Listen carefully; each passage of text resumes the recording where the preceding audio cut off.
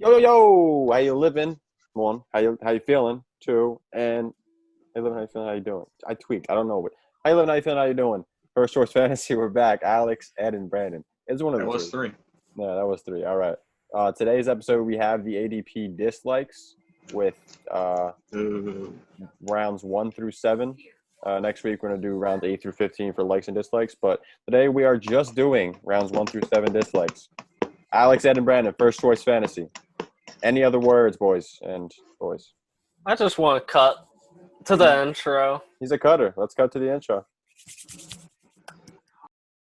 I said, baby, I am not the one to play with. Ain't the type to give up, I'm driven and motivated. I just want some recognition and some compensation. But this ain't about the money and it ain't about the fame. I got lightning in a bottle, I think I just found my perfect sound. Can you see the fire in my eyes? Bitch, it's burning out. Lightning in a bottle, I think I just found my perfect sound. Can you see the fire in my eyes? Bitch, it's burning out.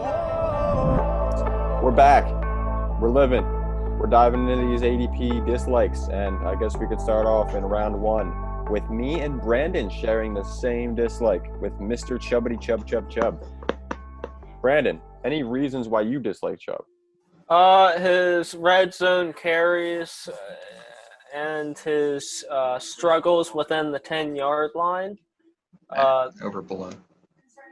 Well below average for the Small amount of sample size is carries. a bitch. He had a lot of carries very little yards compared to other backs that are quite similar to Nick Small Chubb. sample size. You know who? No. I don't agree. You want to know Small who sample he? size. You know who he kind of translates to in my eyes. I mean, obviously, I said Yeah. last week he was a consistent RB1, but Leonard Fournette, they were both very inefficient in the red zone these past 2 years, and I mean, it's not.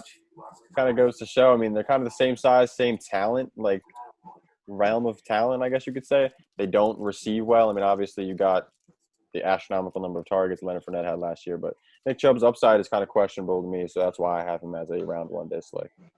I guess we'll dive into Alex's. It's more, probably gets more passing work than Josh Jacobs. So You think so? if you're playing, to me, if you're playing in a half PPR or PPR league, I want a running back. If I'm taking one of the first round, which I am, I want one with more receiving upside. So would you take Nick Seems like Chubb over Jacobs Josh doesn't. Jacobs? Yeah, probably. Fair. Enjoy. I'd prefer one of the other guys though. I'm a Mixon and whatnot. I'd prefer Mixon or Sanders or even like Drake or Eckler, even though I'd be overdrafting them relative to where they are here. But Let me ask you a situational question real quick, Alex. So say all these Okay. running backs are gone, and I don't know, 9 running backs and Michael Thomas. Say you're at pick 11, and all 9 running backs go, and Michael Thomas is gone. Are you taking Are you taking Miles Sanders at pick 11? Oh, looks Alex like I is- am, yeah. It looks like I am. If they You took take all the running Miles- backs. You would take Miles Sanders over Tyreek Hill. Yes. Crazy. Opportunity not. value-wise, No, it it's makes I sense. think that's crazy. He's a little guy. He literally just got hurt last year. You saw it. It's there. One injury. Okay. Well, he barely played in college. He's barely played in the NFL. So, like, He's sticking true to his colors, man. Let's be real. and we already talked about this. I can get a Woods. I can get a Robinson. I can get a DJ Moore 3 rounds later. You know who my running back options are at that time? David Montgomery. Would I rather have – let me ask you this. Would you rather have Miles Sanders and Allen Robinson or David Montgomery and Tyreek Hill? That's a good way to put it. I like that. That's a great David Montgomery and Tyreek Hill. What? I hope so. I hope that's who you're taking. Oh, man. Okay. Let's get into round 2, so you can Yeah, finally round diss Aaron 2. Jones like you've been waiting for. Yeah, Brandon, why don't you kick it off to Aaron Jones real quick? Go ahead. Aaron Jones, I think it's going to be a negative regression. He's simply just not going to continue all the touchdowns. I think he is a talented back. I think he is going to land somewhere around top 10, around 12, I don't know. But at this position, I feel more comfortable taking a receiver. If it comes down to Aaron Jones, then Who you taking over Aaron Jones, receiver-wise? receiver-wise, Well, I mean, if it was only Alex in the draft and it was just me and Alex, I'd go Tyreek Hill. I mean, if it's just you and Alex, it would be Michael Thomas sitting there for you. Oh, yeah, Michael Thomas would be there. Just say, if me and you were the only ones picking. I would take Michael Thomas over Miles Sanders. I should point that out. Michael Thomas is the one guy that, all right, fine, but, you know. Yeah, understandable. He honestly might even be 7 for me. I would debate him and Mixon, but. Do you debate Michael Thomas just and Mixon? Yeah. Understandable. But I like him as a receiver more than anyone. I think he's a half step ahead of all the other receivers just based on his consistency. Completely, yeah, I agree. It's like a early round DJ Moore practically. Now with my second round dislike, I'm going DeAndre Hopkins. Not much of a big fan of the dude. I mean, obviously he's great. He's a great talent. In Houston, he was great, fantasy-wise, football-wise, regardless anything. But being drafted as a wide receiver 4, I'd feel 10 times more comfortable drafting Julio Jones ahead of him than having him as a wide receiver 1 in a team that, I don't know, it's very questionable. They're still very young. Kyler Murray as a quarterback, sophomore. The coach that just came in, obviously, he's a second-year coach. There's not much experience with that team, I guess you could say. So it's kind of scary to me to have him be drafted in the early second round. Now, if he falls in the mid to late second round, by all means, I'll take him. But having him as an early second round or even as a possible late first round candidate, I'm not touching him. Not in those circumstances. I like him, but I see it. I like Hopkins. And Who would you guys be willing to take Hopkins over, I guess you could say? Aaron Jones. You would take it? That's just one spot above him? You would move him up one spot? I'd probably take Hopkins over Jones. I would take Hopkins over Jones. Prefer Sanders and Drake. I agree. Yeah, I'm definitely going Sanders. What about just wide receivers, Alex? Do you think Hopkins lands behind Devontae Adams? 100%, I think, personally. I personally question that. That's my problem. I would go Hopkins. That's like my Hopkins. problem. I think we've seen Hopkins put up batshit crazy numbers with bad quarterbacks. And you've seen, Kyler Murray would target Christian Kirk 10 to 12 times a game last year. How many times is he going to target Hopkins, an actual productive receiver? And Larry Fitzgerald had just as many targets. A lot of targets. Yeah, there's a lot of targets to go around in that offense. And DeAndre Hopkins is still super talented. Hopkins, I have such a hard time after seeing his history with the quarterbacks he has had. I have a hell of a hard time just putting him with Kyler and not thinking he's going to succeed, especially with an offense that's that pass heavy. Yeah, I feel the same way. I feel confident, and you aren't on the opposing side here, Ed, because there's a lot of fantasy people out there that are sleeping on Hopkins. So we'll let you sleep, and then we'll be taking Hopkins after you pick Aaron Jones. Let me just explain this to you guys. This is the way I look at it. Obviously, the Arizona Cardinals offense is very pass heavy. We know this. But once they got Kenyon Drake, which was week 9, there was 2 games which Kyler Murray threw over 40 pass attempts. There was 5 of 8 games in which he threw over 30 pass attempts. No, 4 games. 4 games. There's only half of the games after they got Kenyon Drake, which he threw over 30 pass attempts. The first part of the season, the first week, let alone just the first week, Kyler Murray threw 54 pass attempts, then 40, then 43. And you just seen that number, it stays above 30 until they get Kenyon Drake, relatively. I think they kind of changed their whole scheme, not necessarily scheme, but they shifted it a little around so that they ran the ball a little bit more. And, I mean, I just don't think that 50 – obviously, the whole air raid, they're going to toss 60 balls a game. They did 54 passes in the first week. I don't think they're going to stick with that, obviously. I don't even think they're going to stick with – I think they may average maybe a little bit less than 35 targets per game to wide receiver, or to 35 pass attempts per game. And I think that obviously cuts down at DeAndre Hopkins' targets. And I think that just there's – like you said, there's definitely more targets to go around and whatnot, but I would rather go with Julio Jones, who's an offense whose the targets are up there. Like, it's a pass-heaviest offense in the entire NFL. I don't know. I'm kind of off on DeAndre Hopkins, shifting teams, going to an offense that is seen as a very pass-heavy offense, which sure it could be, but it's shown at the end of the year last year. Obviously, the wide receivers were not that great, but it just showed last year that they weren't passing at a high rate compared to the first couple of weeks. Counterpoint, DeAndre Hopkins. Yeah. Counterpoint, Julio Jones. It's fair. I don't mind Julio there. I don't either. You know who I do mind? Let's hear it. Taking the first tight end. Don't take the first tight end. Don't be that guy. Yeah. Don't be that guy. Don't take the first tight end. Is it just me, or would you guys take Kittle ahead of Travis Kelce? I don't care because I wouldn't draft either of them. I think it's not a bad idea. If the position was right and you had those two to choose from, you're going I don't know who I would prefer, honestly, Really? but I wouldn't. I've never put any thought into this because you will not find me taking a top 3 tight end. I'd go Kittle myself. At this moment in time, I would go Kittle just due to the fact Debo Samuel's injured and whatnot, and the lack of, obviously, Brandon Ayuk being there and just learning, I guess you could say. George Kittle is going to be leaned on a lot. And Travis Kelce, not saying Travis Kelce's worse than George Kittle or anything about talent or anything, but I just see George Kittle just being, I don't know. You can't overlook George Kittle. And they're very close. But, I mean, just right now, I'd go George Kittle or Travis Kelce. Yeah, probably. All right, let's move on to round 3 where we finally all agree on something. Actually, no. Not a lot to say here. Don't take James Conner in the 3rd round. Yeah. Just don't If do it. you take Why would James you Conner don't in the do it? 3rd round, that is just bonkers. He's getting drafted Don't over do it. Melvin Gordon, Leonard Fournette, Chris Carson, Le'Veon Bell. Okay, let me just clarify Don't do something. it. James Conner does have upside. We've seen it 2 years ago. He was going ape shit, actually. Let's be real. He was going crazy. Obviously, very injury prone. The offense is not the same as it was 2 years ago. The offensive line is worse than it was 2 years ago. James Conner is not as good as he was 2 years ago. Anthony McFarland's there. A lot of question marks. Don't want him in the 3rd round. That's it. Don't do it. Don't do it. Nothing else to say for the You man. can have Edwards-Helaire later, then don't do it.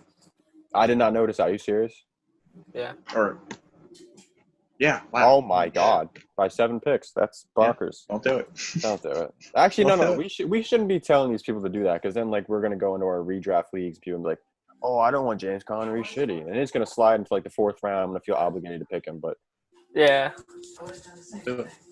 don't do it. Just Well, I'd take Todd Gurley over James Conner.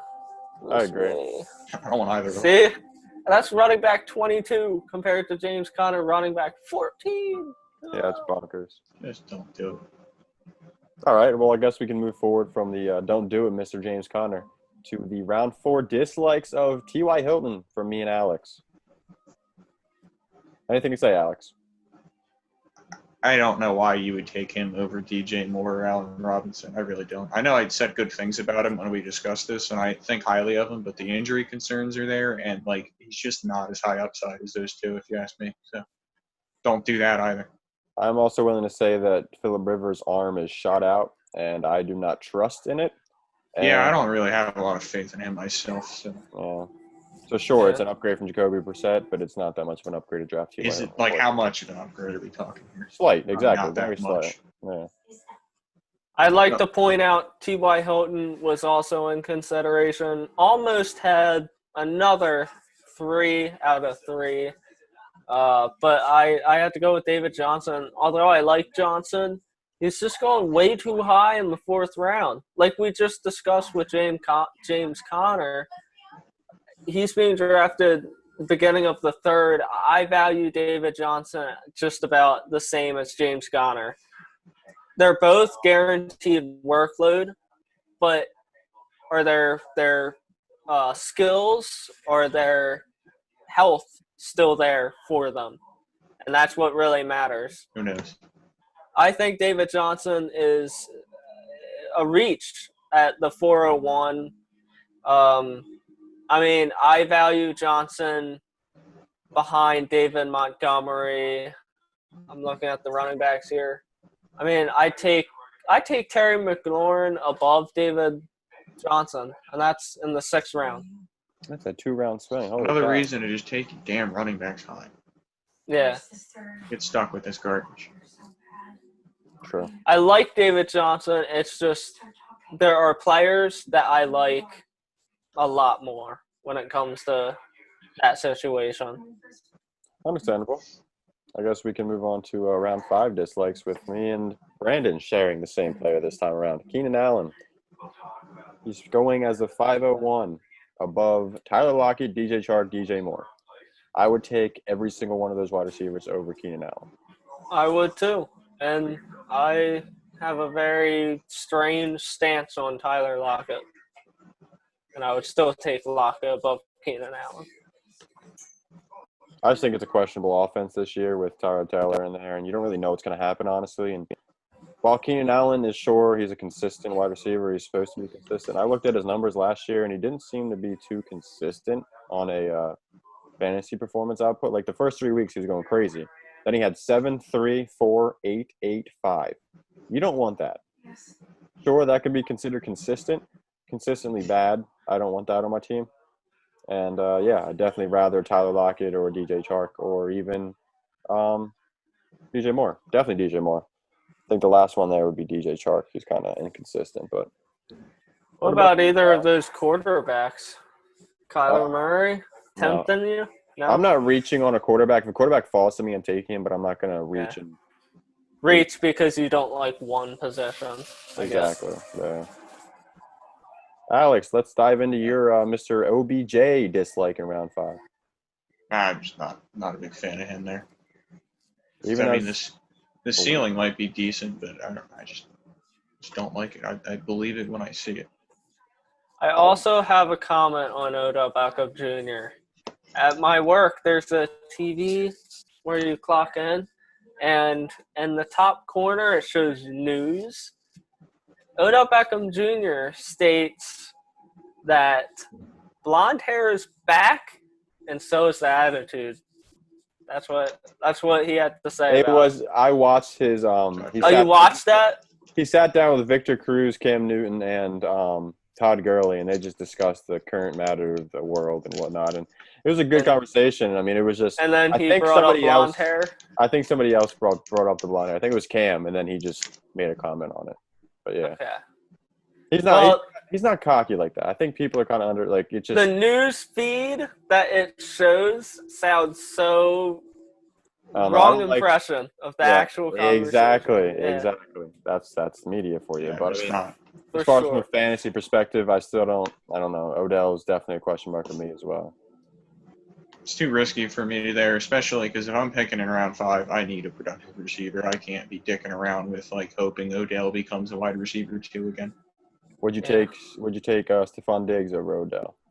I would prefer Cortland Sutton, but yeah, I'd probably go Diggs, honestly.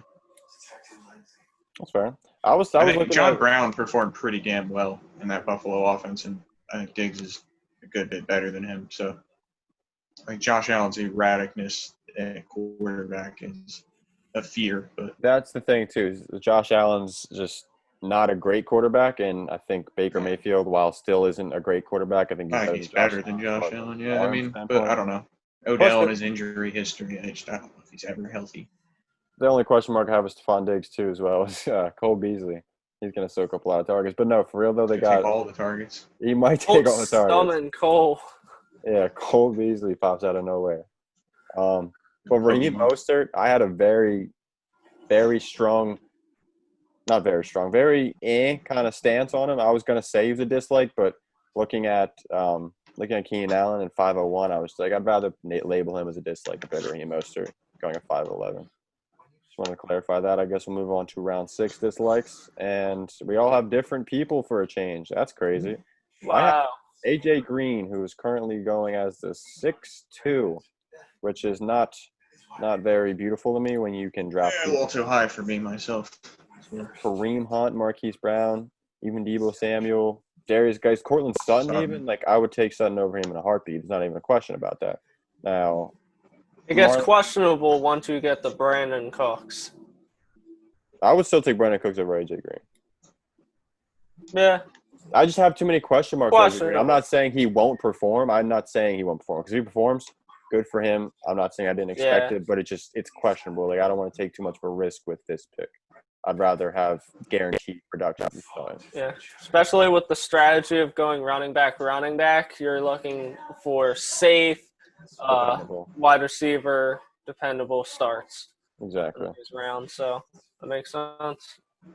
Alex with Mr. Marlon Mack here in round 6. I'm not drafting a sinking ship in the 6th round. That's about it. Definition of Titanic in round 6. Yeah, they just took this. They just drafted a running back with a 2nd round pick. That is a clear-cut sign that they're not a huge fan of the guy starting. I'm surprised you didn't put Damian Williams here because he's right behind Marlon Mack, and CEH was drafted in the 1st round. I wouldn't take Damian Williams, but I'd rather have Williams than Mack. As far as offense they're on, I agree, yeah. So, not taking Mack in the 6th round. Although Damian Williams and the Chiefs have a history of playing out their starter like Damian Williams and letting the rookie find their way on the field. That's what happened with Kareem Hunt. Kareem Hunt He found his way on the field pretty damn fast. Yeah, he did, but it took an injury to get that rolling. Yeah, But Williams just a quick side note with Williams, I'm not picking Williams, but Derrius Guice is another back who I'm not going to pick. Yeah, let's have you get into Guice. That is your pick. Yeah, Guice is a dart throw for me.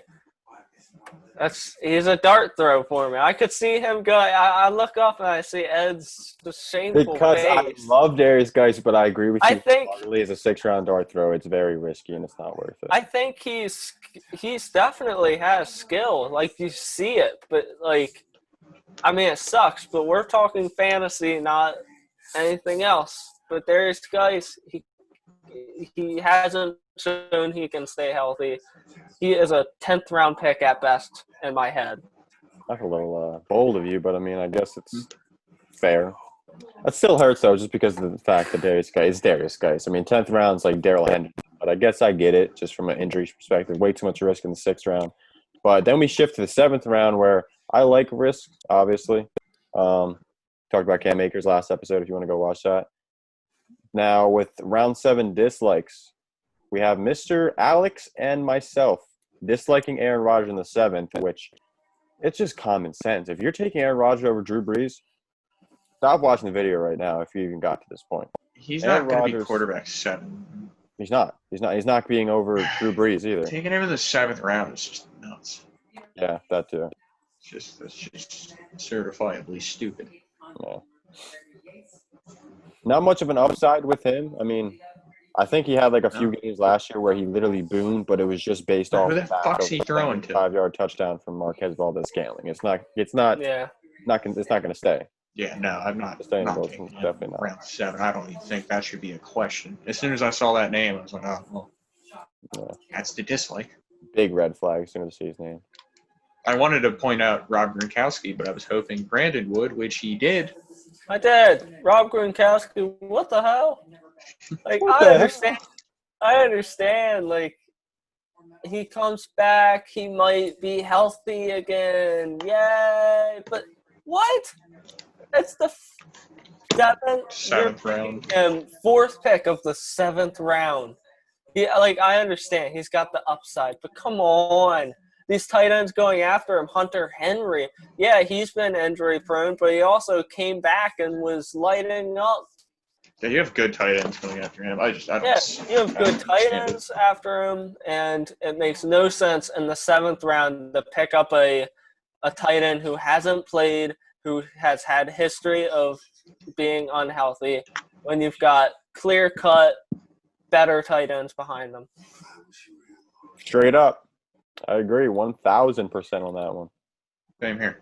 It's risky. If it pays off, then Rob Gronkowski, I mean, no. But I guess that's the end of the dislikes of the ADPs in the first 7 rounds. Next episode, next week, we should have the rounds 8 to 15 dislikes and likes, and we also have news coming out next week. So stick around. Oh, question of the day. Let me just do this real quick. Question. Have you liked? Have you commented? Have you subscribed? Have you even shared? Do you even care enough to share with your friends? Do you want to know how a conversation should sound between you and your friends? Hey, Ed, how's your day going? I'm chilling, man. How you living? All right, I just got finished watching and listening to First Choice Fantasy Football. I want you to check it out. Here's the link. I'm gonna ship you over a Sound little like a sticker. used car salesman. Yeah, it looked like you just handed the link to him. Yeah, I handed him the link. I've Sound like already you're got trying to sell me printed out. I've got like printed meteor out, insurance. and I cut out little cards saying "First Choice Fantasy." Watch it, listen, subscribe, like. Here you go. So Ed, I know one's take watching. that and you share it. Yeah, I'll share because I share consistently, which is what our viewers should be doing. But just like, please, like it means a lot to us just to see like a double digit like. Let's see it. Double digit comment. Let's see it. Get those subscribers up. We haven't had subscribers since like May. I'm not lying. We haven't had subscribers. We've sat with 30 subscribers for the past 2 months. Very distasteful. Very rude of you guys. Share. Get your friends to subscribe. Get your mom to subscribe. Get your grandma to subscribe. Make another account and subscribe. Just love us. We love you. And with that, We out. deuces. Later. Later on.